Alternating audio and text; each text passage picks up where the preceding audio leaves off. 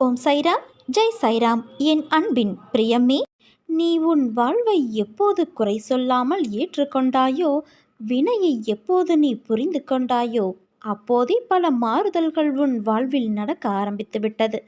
நீ விரும்பியபடி நடந்தால்தான் மகிழ்ச்சி இருக்கும் என்று நினைத்தாய். ஆனால் இப்போது உனக்கு அமைந்த வாழ்விலே நீ அனைத்து மகிழ்ச்சியையும் காணப்போகிறாய். இடமாற்றம், வேலை மாற்றம் என நீ எதிர்பார்த்த பல மாற்றங்கள் நிகழும். நீண்ட நாட்களாக நீ கேட்ட ஒரு வேண்டுதலும் இந்த மாதத்தில் நிறைவேறும். அப்பா, ஆனாலும் சில சமயம் என்னையும் மீறிய பிரச்சனைகள் வரும்போது என் மனம் என்னையும் அறியாமல் சஞ்சலத்திற்கு உள்ளாகி கவலைப்பட வைக்கிறது என்கிறாயா? இந்த மானிட பிறவிகள் தங்களை சுதந்திரமானவர்கள் என நினைத்து கொண்டு சுகத்திற்காக இரவு பகலாக உழைக்கிறார்கள். ஆனால் அவர்கள் கஷ்டம் என்ற ஒன்றை மட்டுமே அறுவடை செய்கிறார்கள். இதுதான் விதி.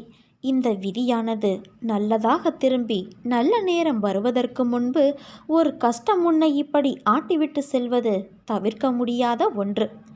எதிரிகளிடம் சிக்கிக்கொண்டு அனைத்தையும் இழப்பது, வம்பு வழக்கு என்று அலைவது, நீடித்த புகழ் நிலை மாறி அனைவரும் புறக்கணிக்கும் வகையில் அவமானம் உண்டாவது போன்ற நிலைகள் தோன்றுவது. இதனால்தான் கடவுள் தன் பக்தனுக்கு இத்தகைய நிலைகள் வரக்கூடாது என்பதற்காக அவனுக்கு நோயாக, கடனாக, சிறிய விபத்தாக, ஏமாற்றமாக மாற்றி அமைக்கிறான். விதியின் பிடி உன்னை இருக்காமல் நான் பார்த்து கொள்கிறேன். அவசியம் என்றால் விதியையே நான் மாற்றுவேன். அது எனது பக்தனின் நிலை, பக்தி, அவனது சேவை என்பதை பொறுத்து இருக்கும். கஷ்டங்கள் என்பது ஒவ்வொருவருக்கும் வேறுபடுமே தவிர அவை அனைவருக்கும் வரக்கூடியவேதான். அவற்றை எதிர்கொண்டு கடந்து செல்லும் போதுதான் நீ பக்குவமடைகிறாய். ஆனால் நினைத்தது நிறைவேறாமல் போனதால் உன் மனதில் கவலை, பயம் கொள்கிறது. இதுவே உன் எதிர்கால வாழ்க்கைக்கு பெரும் தடையாக மாறும். சிந்தித்து செயல்படு. மற்றவர்கள் நினைப்பதை பற்றி சிந்தித்து கொண்டு இருந்தால் அவர்கள் எண்ணுவது போலும் உன்னால் வாழ முடியாது. நீ விரும்பும் வாழ்க்கையையும் உன்னால் வாழ முடியாது. வாழ்க்கையில் நிமிர வேண்டும் என்ற ஆசை இருந்தால் வளைந்து கொடுக்க கற்றுக்கொள்.